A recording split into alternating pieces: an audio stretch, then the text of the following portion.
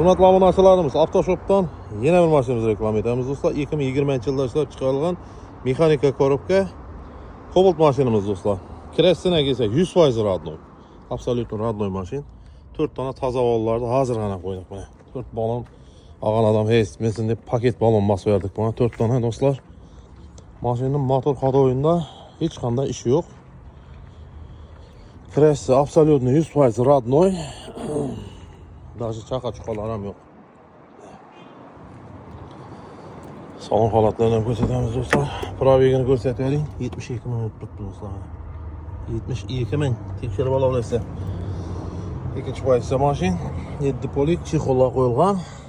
Bunday barlar ham qo'yilgan ekan. Magnitofon, konditsioner, mashinning metan ham bor do'stlar.